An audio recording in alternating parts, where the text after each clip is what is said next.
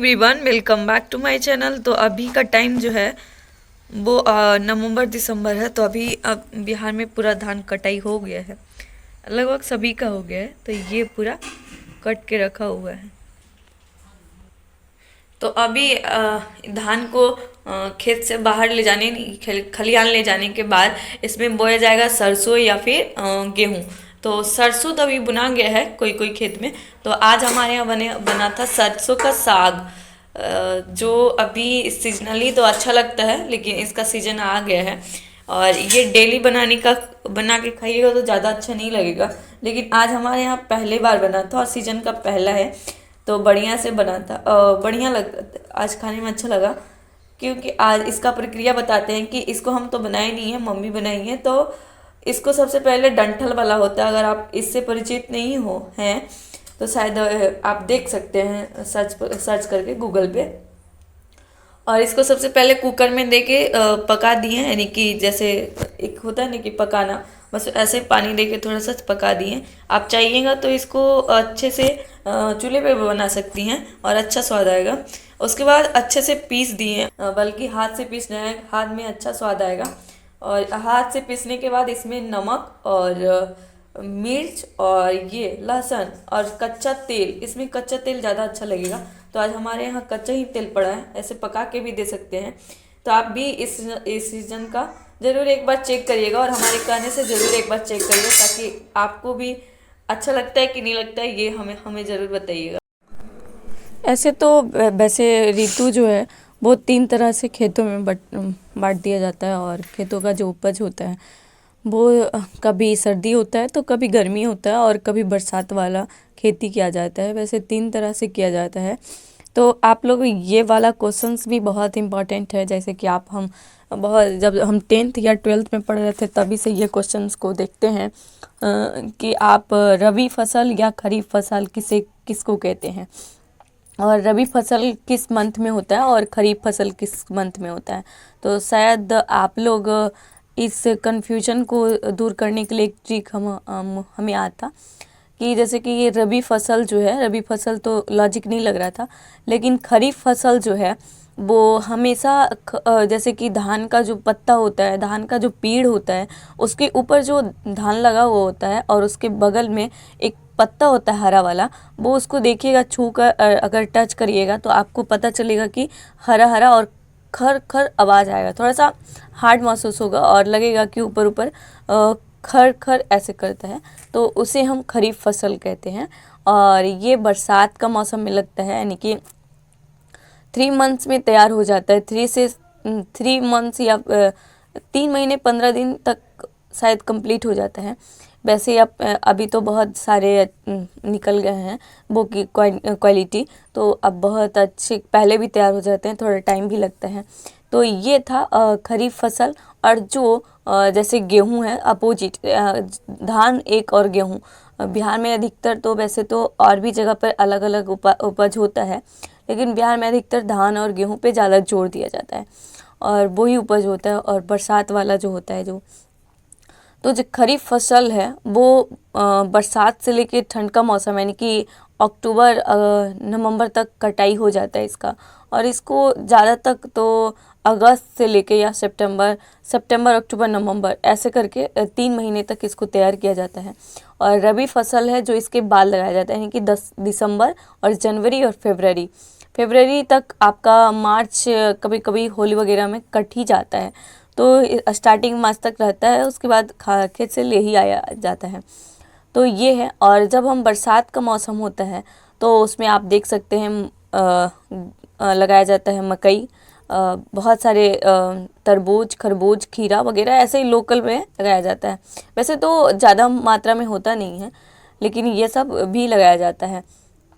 और इसका जो है गन्ना जो है वो कितना टाइम लेता है, सबसे ज़्यादा टाइम गन्ना ही लेता है।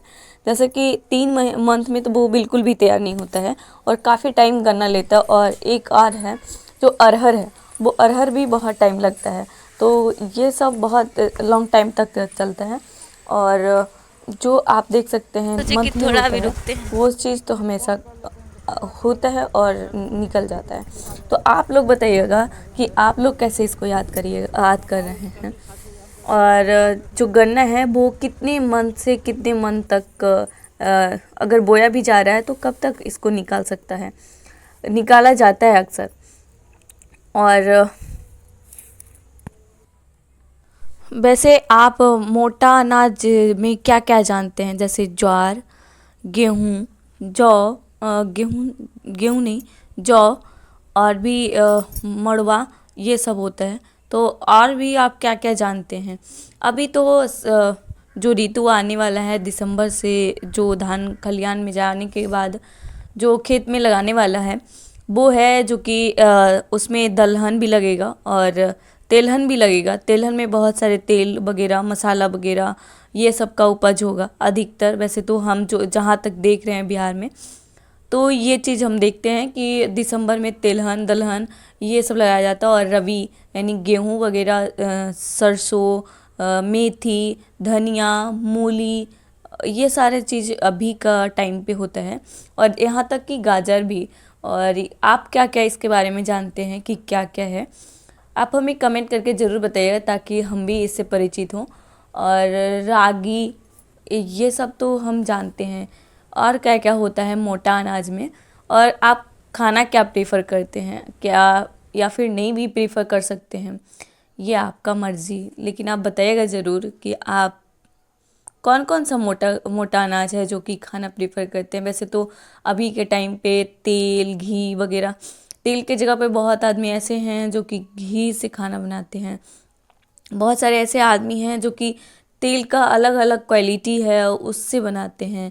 बहुत सारे अलग अलग तरह के तेल आता है। वैसे तो हमें जो है सरसों के तेल में बनाते हैं और वो ही ज़्यादा अच्छा लगता है। शायद पता नहीं, जिनको जितना मालूम होता है शायद वो अच्छे तरीके से बनाने का कोशिश करते हैं और उन्हें लगता है कि दूसरा तेल ज़्यादा अच्छा है तो वैसे बनाते हैं। वैसे आप बताइएगा कि आपका कौन सा फेवरेट, मतलब आपको कौन सा खाने में अच्छा लगता है, वो उससे खाना बनाते हैं तो काफ़ी डिलीशियस लगता है। तो चलते हैं हम अपने अपने रूटीन, अपने कामों के बारे में आपसे कुछ बात करने के लिए, ताकि आप खुद से रिलेट कर पाएँ। जैसे कि कोई इंसान है, कोई आदमी है, दो तरह का टाइप का इंसान है। एक है जो जिसका प्रॉपर वुमेन बुल गर्ल्स है और एक वुमेन्स है। वो एक लड़की है जो कि ना उनको परिवार का जिम्मेदारी निभाना है और ना ही उनको घर वाले मतलब कि काम का फोर्स करते हैं। और एक है जो कि लड़की है, वो उनकी शादी भी हो गई है और दूसरा उनको कामों की भी जिम्मेदारी है और घर में भी रहना है। एक ऐसी लड़की जिनका घर में नहीं रहना है, यानी कि लाइब्रेरी जाना है या फिर हॉस्टल से पढ़ना है या कोई भी तरह से उनको एक तरफा अलग कर दिया जाता है। जैसे कि वो खुद चाहती हैं कि हमें स्पेस मिले और टाइम ज़्यादा मिलेगा तो ज़्यादा बेहतर से तैयारी कर सकते हैं। और एक है जो कि घर में रहती है और वो हर एक काम को मैनेज भी करना होता है और अच्छे से परिवार को भी संभालना होता है और सब कुछ को मैनेज करना पड़ता है और घर में भी रहना पड़ता है।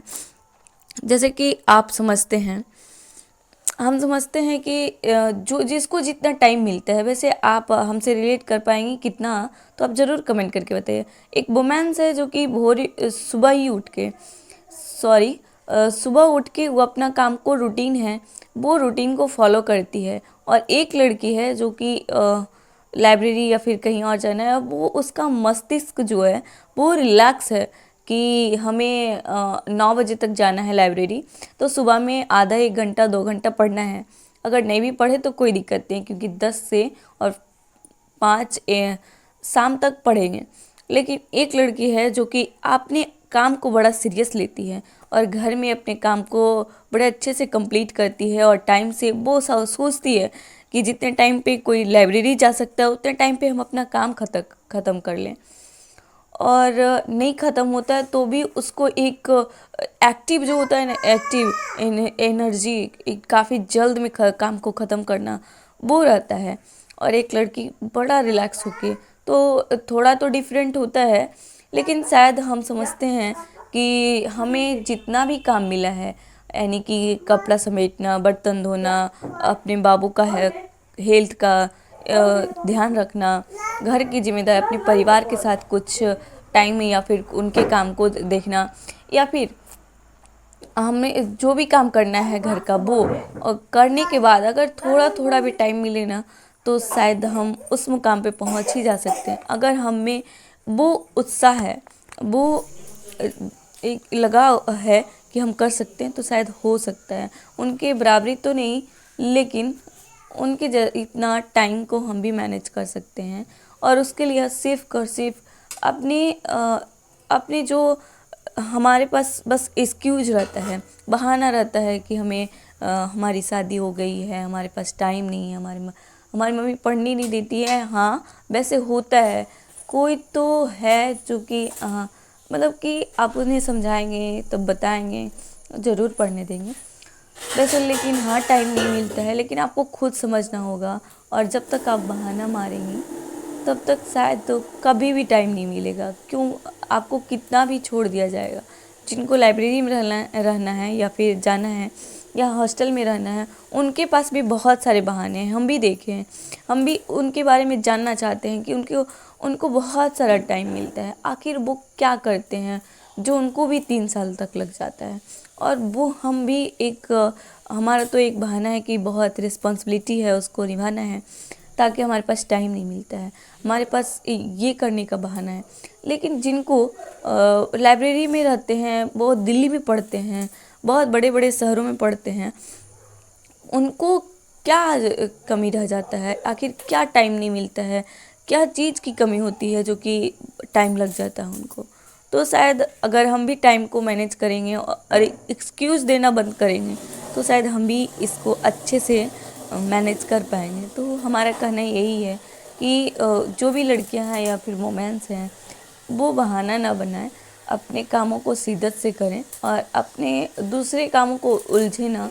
दूसरों जैसे कि एक है कोई दो काम आप कर रही हैं और वो काम आपको टाइम नहीं मिल रहा है, तो टाइम को आप खुद मैनेज नहीं कर रही हैं।